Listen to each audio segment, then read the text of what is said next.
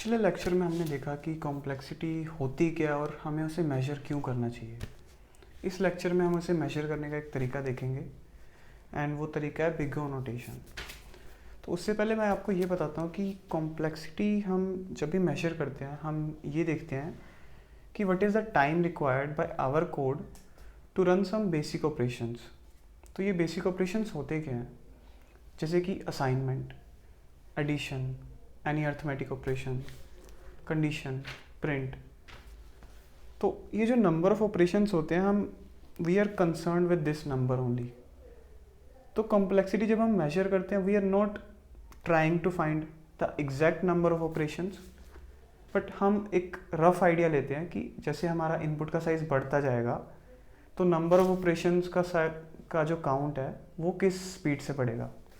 So this is what big O notation is all about, कि हम number of operation changes itself based on input size. तो ये जो change है we are concern with this only, कि क्या change है। And also we are concern about this worst case complexity.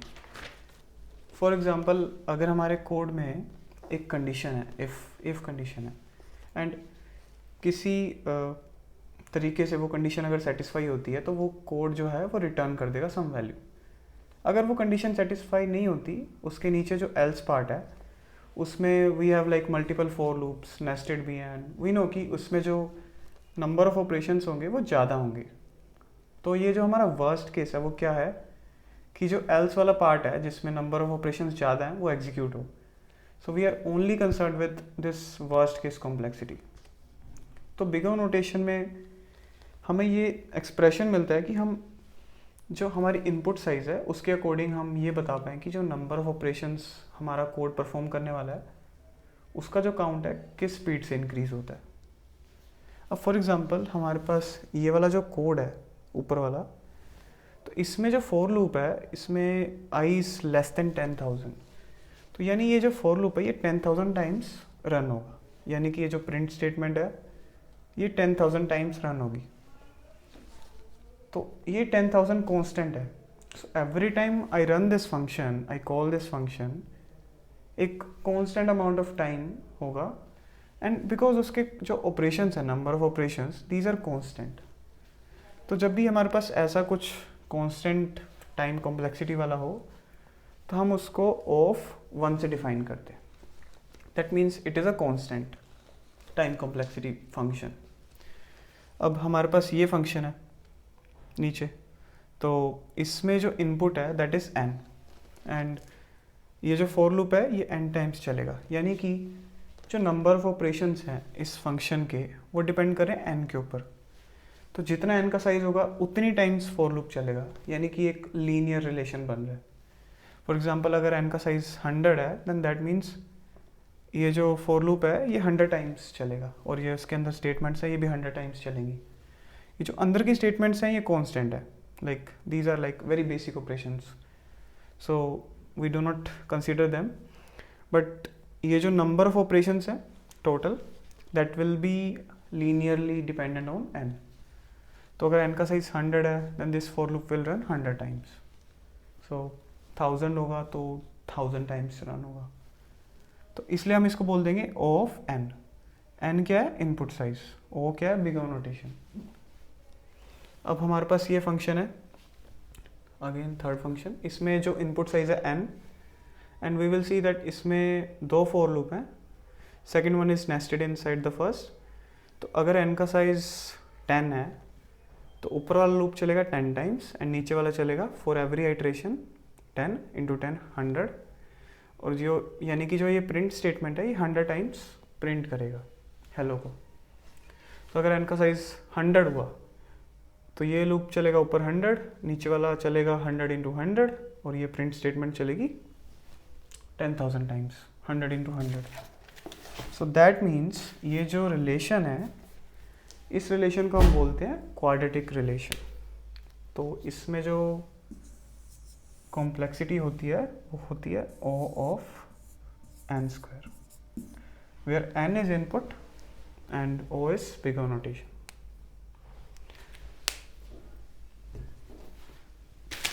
तो हमारे पास जब भी इस तरह का हम जब मेजर करते हैं कॉम्प्लेक्सिटी, तो we are always trying to do is just take the सम.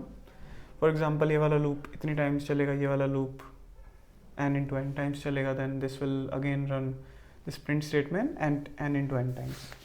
तो हम टोटल कर लेते हैं.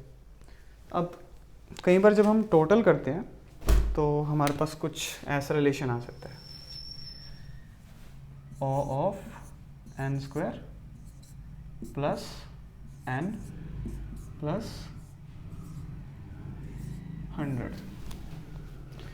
तो ये जो हमने कॉम्प्लेक्सिटी निकाली, ये इनमें से किसी की भी नहीं है, बट जस्ट एज्यूम कि अगर हमारे पास ये कॉम्प्लेक्सिटी आ रही है तो ये भी सही है. But to make things easier for us what we do is, ये जो n की जो हाईएस्ट ऑर्डर टर्म है यहाँ पे 2 है, तो 2 से नीचे वाली जितनी भी लोअर ऑर्डर टर्म्स हैं हम उनको इग्नोर कर देते हैं. अब जैसे नीचे वाली कौन सी है, n, and this is constant which is also like n की power 0, like 100 into 1, 100 into n की पावर 0.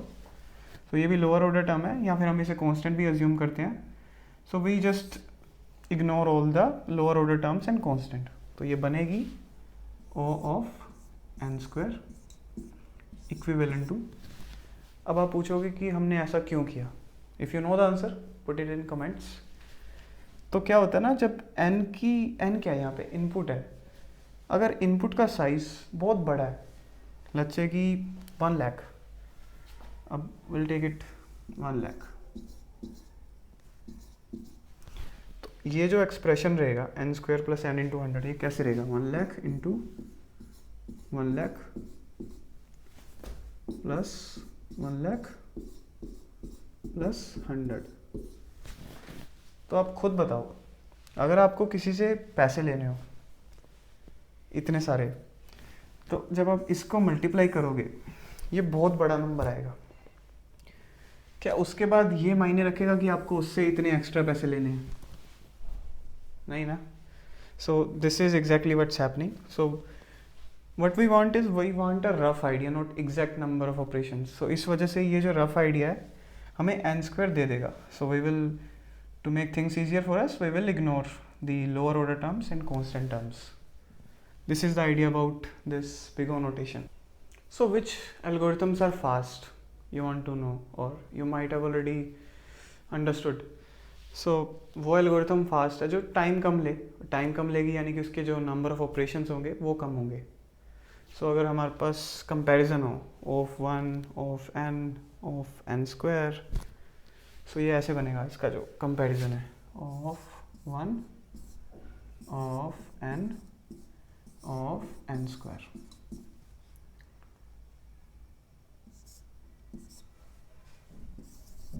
Better, slower,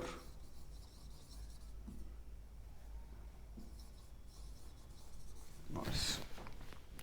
यानी कि ऑफ 1 वाली जो एल्गोरिथम है, this is like real world magic for us.